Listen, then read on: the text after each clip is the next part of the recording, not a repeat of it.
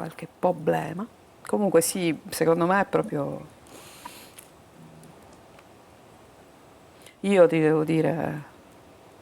E comunque Ho già dato nella vita. era prevedibile, Roberta, Sì, era perché prevedibile. è stato un declino progressivo e credo che anche i figli alla fine hanno mollato perché...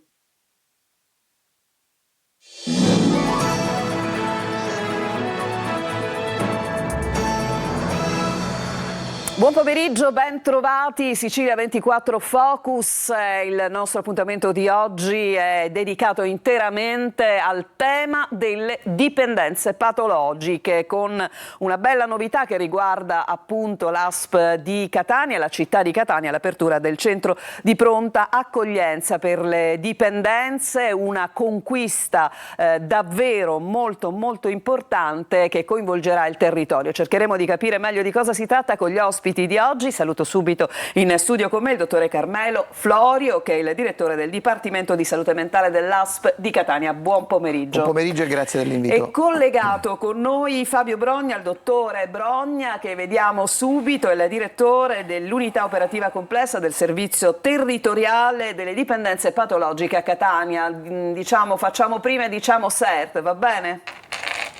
Va bene, buon pomeriggio a voi. Buon pomeriggio dottore. Allora, si è aperta una porta molto importante proprio nei giorni scorsi, il centro di pronta accoglienza, abbiamo anche delle immagini che sono riferite alla inaugurazione di questo luogo, l'ex Clinica Argento per intenderci, diventa luogo di accoglienza per chi vive dei momenti di grave difficoltà legate alle dipendenze, in particolare da crack. Andiamo subito dal dottore Brogna. È una conquista, è vero?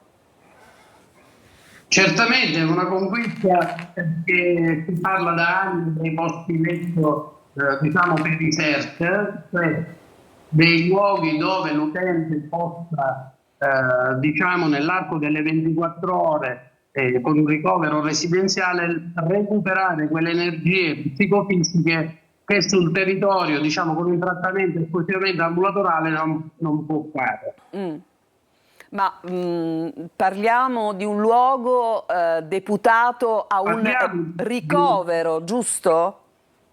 Certo, allora il centro di pronta accoglienza, l'acronimo è CPA, sì, è ubicato quindi in via Ottavio d'Arcangelo 16, l'ex Clinica Argento, ha 12 posti letto e l'utente permane per un periodo residenziale di circa 30 giorni. Poi in caso di eventuali ricadute si può fare una proroga ulteriori 45 giorni, quindi è un breve ricovero, diciamo così, per consentire all'utente di innanzitutto maturare posizioni di rifiuto nei confronti delle sostanze o di comportamenti diciamo di addiction, anche diciamo da gioco d'azzardo patologico o altre dipendenze. E quindi un luogo protetto dove vi sono un insieme di professionisti. Noi all'interno del centro eroghiamo prestazioni mediche, psicologiche, riabilitative, socio-educative e infermieristiche. Sono effettuati quindi dei colloqui di tipo psicoterapico individuale, delle terapie di gruppo, delle attività riabilitative, espressive e motorie. Cioè tutte quelle attività che consentono all'utente di recuperare le energie perdute durante l'uso perpetrato di sostanze o di comportamenti additivi.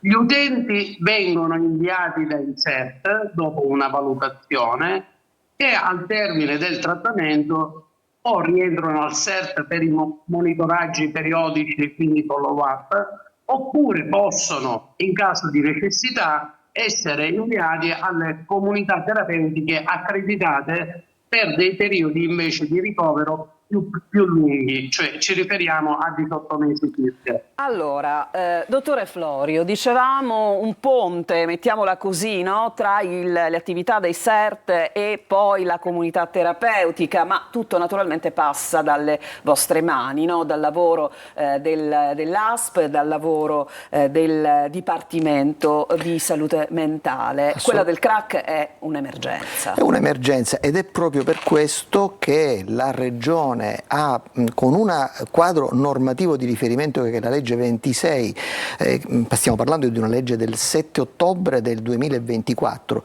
questo anche per valorizzare che ha un bisogno emergente e il bisogno, ahimè, colpisce sempre più, ce lo dicono i dati, la fascia di soggetti giovani. È un dato epidemiologico nazionale, è un trend che anche nelle nostre regioni è allineato a questo, quindi devo dire con un grande sforzo organizzativo, devo dire approfitto di questa possibilità per dire che a volte noi abbiamo sempre un atteggiamento un po' autocommiserativo, distruttivo, eccetera, ma questa è un ponte verso le possibilità. Il dottore Brogna giustamente valorizzava la multidisciplinarietà, cioè il fatto che c'è un team articolato e formato e guidato da una collega esperta che è la dottoressa Marinaro, ma è un team che chiaramente prende in carico la richiesta, voglio dire, non si tratta di trasferire da un pronto soccorso, ecco, visto che si parla oggi di rete ospedaliere, quindi certamente è una situazione emergenziale che però prevede un passaggio importante che è un consenso, cioè un contratto terapeutico. Questa è la vera sfida, però è il ponte verso anche una recovery, cioè un recupero ed una possibilità altra. Quindi è veramente una scommessa che risponde a un bisogno emergente in cui tutta l'azienda sanitaria, quindi dall'ufficio del personale al provveditorato, naturalmente il dottore Brogna è stato, devo dire, il motore di questa, e riconosco anche che non è semplice in così poco tempo dare una risposta, perché c'era una forte volontà da parte dell'assessore ma anche del Presidente della Regione e quindi anche del nostro management aziendale di centrare questo obiettivo. Adesso, come dire, viene il bello, tra virgolette, perché si tratta di dare la risposta a bisogni che sono sempre più cogenti. Ecco, quella del consenso ovviamente non è una cosa da nulla, no? Perché in questa rete, diciamo, di aiuto, mettiamola così, tutto deve partire dal soggetto. Chiaramente, dal soggetto e anche dalla rete di riferimento. A volte noi raccogliamo la richiesta anche disperata da parte dei familiari, dei congiunti, e allora si comincia e in questo le competenze vengono fuori, le modalità, l'approccio che ecco è centrato proprio sul recupero, anche perché, ripeto, sono ricoveri volontari. Esatto, sono ricoveri Questo volontari. va sottolineato perché il consenso è la premessa per raggiungere un obiettivo positivo.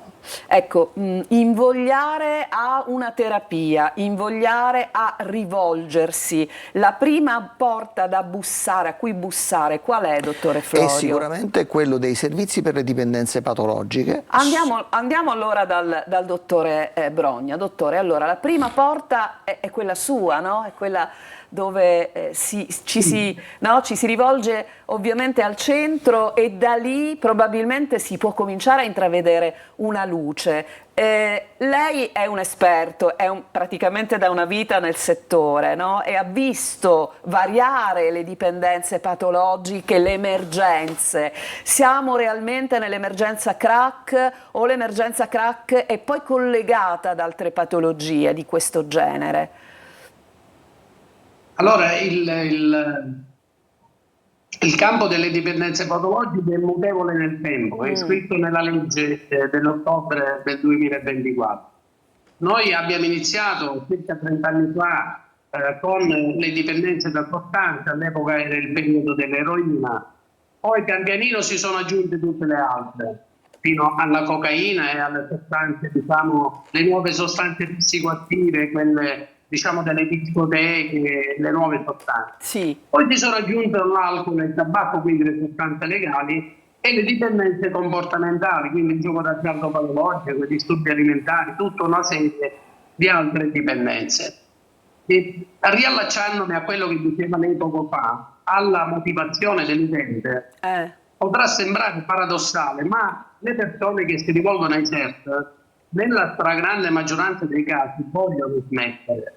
Il problema è che non ce la fanno, perché spesso il craving da cui sono afflitti, il craving è quello che una volta si diceva il richiamo delle sirene. c'è quel desiderio irresistibile di ritornare ad utilizzare la sostanza o di riproporre un comportamento additivo tipo il gioco d'azzardo, no? Sì. Allora il soggetto è chiaro che nel territorio di riferimento, dove abita e dove vive, spesso non riesce a smettere, perché ci sono gli spacciatori, insomma, che lo vanno a cercare, che viene continuamente molestato. Allora ecco perché il CPA, noi lo dicevamo da tanti anni, cioè ci vuole un luogo protetto dove l'utente permane quindi per 24 ore e per 30 giorni, dove può recuperare, diciamo, quelle energie e può riuscire a superare il periodo del trading, che è il periodo più difficile. Quindi noi all'interno del centro agiamo quasi nella stragrande maggioranza dei casi con una terapia farmacologica, che poi però viene integrata dalle altre terapie che le dicevo prima, da quelle psicologiche, da quelle educative e riabilitative.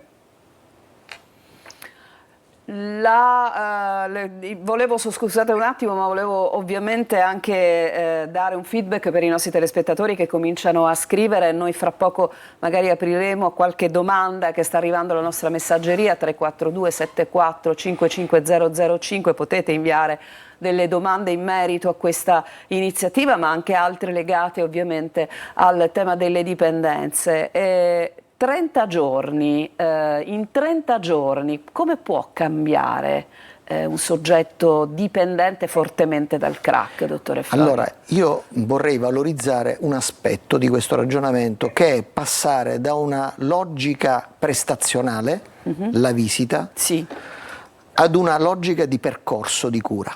Se io penso al percorso, penso a un tragitto, e questo è un modello organizzativo che è assolutamente che cambia gli orizzonti e che mette insieme intendo dire anche con la collaborazione della persona.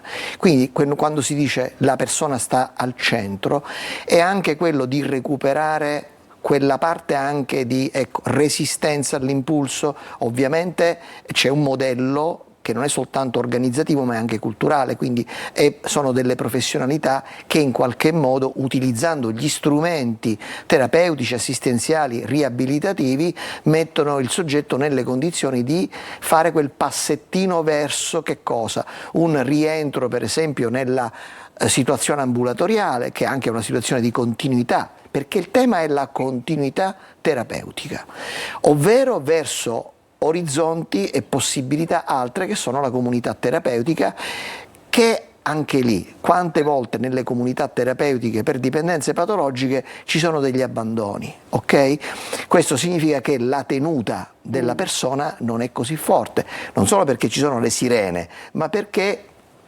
come dire, il quadro personologico, quindi come dire, la struttura portante presenta delle aree di fragilità su cui bisogna lavorare. Ecco, questi 12 posti che sono disponibili all'interno del centro di pronta accoglienza stanno per essere tutti occupati? Stanno lavorando in questo momento, mentre noi stiamo parlando, questo gruppo di colleghi sta organizzandosi, anche perché, ci tengo a sottolinearlo, vi sono delle istruzioni operative che riguardano anche il rischio clinico, e quindi tutta una serie, c'è una procedura aziendale su cui si è lavorato in team per mettere, come dire, in sicurezza operatori e utenti. Quindi sicuramente gli utenti stanno arrivando. In questo momento è importante, e vi ringrazio di questa opportunità, un'opera di informazione, perché quando tu hai una nuova risorsa ovviamente ci sono delle aspettative che vanno ovviamente come dire, accompagnate dall'informazione corretta. Ma qual è il soggetto papabile per una situazione? Io questo lo chiederei a Fabio. Dottore Brogna, il soggetto papabile per questi 30 giorni all'interno del CPA, che caratteristiche deve avere?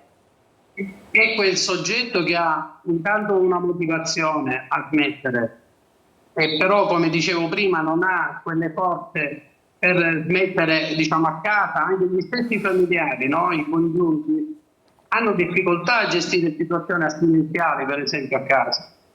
E allora il soggetto può, diciamo, dopo una valutazione degli specialisti del CERT, essere ricoverato in questo centro e iniziare un percorso. Io ringrazio il dottore Florio perché è uscito fuori questo argomento. Se noi dobbiamo rientrare nei concetti di malattia curabile e malattia guaribile, si dice che si esce fuori da una dipendenza patologica, l'Organizzazione Mondiale della Sanità, dopo 7 anni di astinenza. Quindi voi vedete quanto è lungo il percorso. Certo. Occorrono anni per fare sì che si instauri in una dipendenza patologica, ma il periodo di recupero è altrettanto lungo. Quindi lei diceva i 30 giorni. I 30 giorni servono innanzitutto a far ristabilire al soggetto innanzitutto la piena attività dell'area sia cognitiva ma soprattutto affettiva, perché spesso i soggetti sono demoralizzati dal fatto che non riescono a smettere e quindi diciamo incorrono in percorsi emotivi interiori molto travagliati e quindi superare quel periodo di crisi. Infatti se si va a leggere la legge, il CPA è interpretato anche come centro crisi, cioè quando il soggetto è in crisi profonda, allora può usufruire di un periodo di ricovero. È chiaro che poi il soggetto ritornerà in carico al CERT, perché al CERT vi sono delle terapie ambulatoriali con degli specialisti ambulatoriali che seguiranno nel periodo il soggetto monitorandolo. Fino a quando poi raggiunge l'astinenza totale. L'ideale per noi è far maturare al soggetto la posizione di rifiuto nei confronti sia delle sostanze che di comportamenti additivi anche da dipendenze comportamentali. Ecco, dottore, però dicevo, dottore scusi, però comunque questi posti vengono comunque assegnati anche in ordine di gravità, immagino, no? della dipendenza. Ci sarà una scala di gravità della dipendenza, cioè noi stiamo parlando di persone gravemente colpite da dipendenza patologica?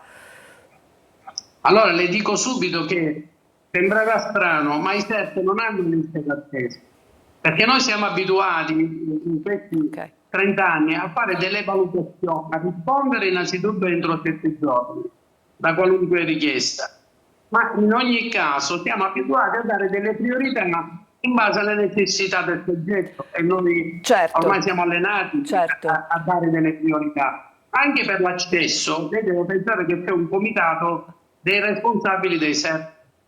Tutti gli utenti del territorio della provincia di Catania, dal Caltagirone a Bronte per così dire, vi sono 9 ambulatori distribuiti col principio di prossimità e nel comitato di dipendenze patologiche vanno a confrontare i casi clinici e vanno a dare loro stessi le priorità per gli eventuali ricoveri. Perfetto, dottore, la fermo, noi ci dobbiamo mettere in pausa per un attimo e torniamo subito dopo per la parte conclusiva di questo focus. Grazie.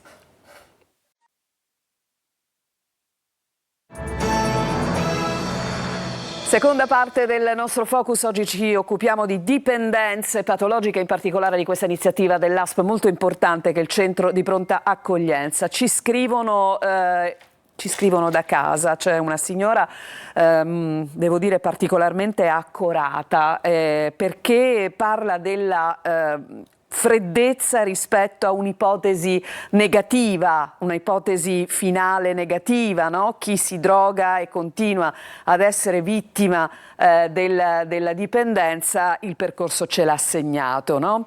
Il figlio però dice: io ce la faccio da solo. Ora, io sono al cospetto di 2 medici che ovviamente sanno bene se uno ce la può fare da solo. Dottore Florio, che diciamo a questa signora? Ogni persona, dico una cosa banale, ma è così, anche la mia esperienza me lo dice, è diversa. Non c'è la dipendenza, ma c'è quella dipendenza e quella persona. A volte le persone hanno francamente la volontà, no? Però non è così semplice. Gli strumenti di aiuto, a volte dire ce la faccio da sola è un negare la possibilità di mettersi di fronte al problema. Quindi veramente. Non essere ancora consapevole di avere un problema reale, ce la faccio da solo. Sì. Dottore Brogna, ce la fanno da soli alcuni? Guardi, nel percorso mio professionale è successo che ci sono stati dei soggetti che da soli sono riusciti, da soli è relativo, cioè nell'ambiente in cui vivono, sono riusciti a uscire fuori da delle dipendenze. Ma nella stragrande maggioranza dei casi c'è bisogno di aiuto. E quindi la cosa più importante che io consiglio ai familiari, perché la legge, per esempio, questa legge che citava il dottore Florio, è molto indirizzata al sostegno alle famiglie. L'atteggiamento che devono avere i familiari è porre delle richieste d'aiuto e fare sì che i congiunti facciano delle richieste di aiuto. Perché è chiaro che trovare le motivazioni tra sfera psicologica e sfera fisica, perché il fisico c'entra anche molto quando si soffre, diciamo, nell'abbandonare una dipendenza si soffre molto e spesso i farmaci vengono per brevi periodi vengono in aiuto. È chiaro che ci vuole l'aiuto e quindi io suggerisco ai genitori, al marito, alla moglie, perché possono essere anche diciamo, il papà o la mamma interessati dalle dipendenze, di rivolgere delle richieste d'aiuto. Perfetto. Dottore Florio, facciamo risposte un po' più brevi perché siamo alla fine. Io se permetti vorrei aggiungere una cosa che forse va nella direzione di una chiarezza. A volte il disturbo da dipendenza è in comorbidità, diciamo noi, cioè associato a una condizione anche legata a un disturbo mentale, un disturbo bipolare, un disturbo dell'umore, eccetera. La voglio fare chiara perché a volte se quella condizione di disturbo mentale è prevalente e a volte è prevalente perché la sostanza slatentizza o perché camminano insieme, se una persona in questo caso avesse una condizione di scompenso psicotico e oggi, ahimè, al pronto soccorso la gran parte di persone che arrivano in pronto soccorso con questo tipo di problematiche di intossicazione restano 1 o 2 giorni, smaltiscono e tornano a casa con tutte le problematiche logistiche che immaginate, ma a volte invece vengono ricoverate nei nostri reparti e perdiamo poi di vista. Quindi quello che stiamo cercando di rinforzare è anche la nostra rete interna che passa attraverso una collaborazione più stretta fra servizi, quindi psichiatria, psichiatria dell'ospedale e comunità terapeutiche, CPA, CERT, per dare risposte sempre più integrate. Ci sono dei segnali, dottore Florio, di chi fa uso appunto del crack in particolare? Ci sono dei segnali che un genitore può cogliere in un figlio? E allora Fabio in questo sicuramente potrà darvi delle informazioni aggiornate. Quali sono i segnali? Allora, i segnali principali sono di tipo economico. Di tipo economico. Perché continuano a sparire i soldi dobbiamo in casa, dire tra l'altro però sì dottore, però dobbiamo anche dire il crack lo costa veramente poco, cioè io ho sentito di cifre veramente ridicole, c'è anche questo incentivo, no? L'acquisto. Allora il crack costa poco. Una dose, intorno ai 5, 10, 15 euro massimo. Ma lei pensi che un assuntore di crack durante il corso della giornata arriva fino a 15 o 20 assunzioni? Perché l'effetto del crack è brevissimo, dura circa un quarto d'ora e immediatamente dopo il soggetto vuole l'altro crack. Purtroppo questa è la dipendenza, e sviluppa un comportamento molto aggressivo. Quindi questo, l'aggressività, il denaro, la richiesta di denaro, il diventare aggressivo alla negazione del denaro, giusto? Sì, ci sono altre sostanze invece, tipo il mefedrone, l'ossicodone, il Box che stanno emergendo adesso, che danno dei sintomi più attenuati e si scoprono dopo un po' di tempo. Il crack è abbastanza evidente, quando c'è qualcuno che utilizza il crack o la cocaina a casa se ne accorgono tutti. Ci si accorge. Allora, mi ascolti dottore, facciamo così, un'altra domanda e poi dobbiamo chiudere. Allora, mio figlio fa uso di erba da 8 anni, adesso ne ha 22, quindi si comincia davvero giovanissimi. Mi sono accorta che nonostante le battaglie non ne fa uso sporadico ma giornaliero. Questa situazione già non è bella, sono preoccupata che possa passare ad altro. Nella vostra struttura può essere aiutato? Certamente. Allora, il principio è questo: quanto più precocemente un soggetto viene visto dagli operatori, quanto migliori poi sono i risultati. Noi trattiamo sia minori che adulti Se un ragazzo mi arriva a 15 anni, a 17 anni, diciamo, la prognosi è molto favorevole. Se lo stesso ragazzo mi arriva dopo 10 anni o 7 anni, è chiaro che il lavoro che gli operatori dovranno fare sarà un lavoro maggiore, Certo. perché il problema si è ulteriormente radicato. Allora, Quindi il consiglio che io do è rivolgersi precocemente ai servizi. Allora, Esatto. allora, tra le dipendenze seguite dal CERT vi è la ludopatia? Sì, voi seguite da tanto tempo questo, è vero? Certo. È ancora molto frequente, è ancora molto alta, diciamo, la problematica sulla ludopatia? Allora, io le dico questo: il nostro direttore generale, il dottor Giuseppe Lagangasensio, ha spinto moltissimo su queste tematiche, compresa la ludopatia. Abbiamo un ambulatorio avviato diciamo in via Galermo da tempo, e per esempio un problema dei giocatori d'azzardo è che hanno debiti enormi, certo. E abbiamo anche dei consulenti legali per la ricomposizione del debito per i tribunali. È chiaro che il gioco d'azzardo è sviluppato, ma quello che molte persone non sanno è che spesso al gioco d'azzardo, alle dipendenze comportamentali, si aggiunge anche un uso di sostanze. Infatti, è quello che dicevamo prima. È quello che dicevamo prima. Allora, c'è un telespettatore che fa un'asserzione forte che vogliamo leggervi. Da esperienza personale, scrive: è vero che bisogna riuscire da soli, ma non è possibile uscire da una dipendenza senza essere aiutato, quindi specialmente oggi con questa porcheria che si chiama crack. Quindi fatevi aiutare se c'è un problema del genere, ci sono maggiori possibilità, ci sono strutture e c'è maggiore attenzione dall'ASP di Catania, davvero questo è assolutamente evidente. Allora, noi abbiamo finito, mi fanno così dalla regia, però dottore Florio, con la stessa emozione, con la stessa forza, con gli stessi sorrisi con i quali ho visto questo taglio del nastro, no? In questa struttura di accoglienza che fra poco si popolerà ovviamente di presenze, io credo che il viaggio verso l'uscire fuori dal tunnel sia emozionante per tutti voi che ci lavorate. Penso che sia commovente, emozionante, una sfida meravigliosa. Ci possiamo ritrovare fra un po', magari per fare un po' un bilancio, per raccontare dei casi di successo da questa esperienza? Assolutamente sì, la speranza è un po' non un'illusione, ma si costruisce con il lavoro. Se io dovessi dirvi qual è il mio stato d'animo, oltre che di grande emozione positiva, è quello della responsabilità, sì. Perché questa è un po' una scommessa, no? E quando tu proponi qualcosa di nuovo, a volte ti guardano con un pochino di diffidenza, a volte anche con la curiosità, quindi sicuramente metteremo il massimo dell'impegno e presto speriamo di portarvi anche qualche risultato incoraggiante. Bene, allora, le testimonianze come quella che abbiamo letto poco fa sono molto importanti. Certo. Chissà che dal vostro lavoro non ne arrivino altre fattive, presenti e che abbiano voglia magari di raccontare, no, il proprio percorso di successo. Dottore, ci chiedono l'indirizzo del CERT, dove devono venire a trovarla?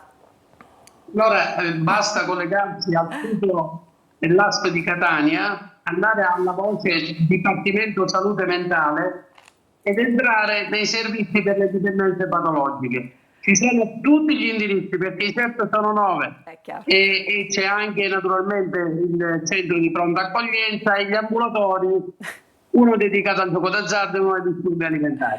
Ci sono le email e i numeri di telefono e quindi possono direttamente contattarci. Grazie. Un'ultimissima cosa prima di chiudere. Vada velocissimo. Sì, noi garantiamo l'anonimato a chi si rivolge a noi. Giusto. Spesso c'è lo stigma, le persone hanno così timore o vergogna. Da noi c'è l'anonimato, quindi mai nessuno saprà, insomma, che si rivolgono a questi servizi e possono tranquillamente ricevere un aiuto. Grazie, mi sembra la giustissima chiusura. Grazie dottore Brogna, grazie al dottore Florio, buon lavoro, e per quanto riguarda il nostro focus ci ritroveremo lunedì con la versione dedicata al calcio e martedì con il solito appuntamento con tanti approfondimenti sulla nostra rete. Buon pomeriggio.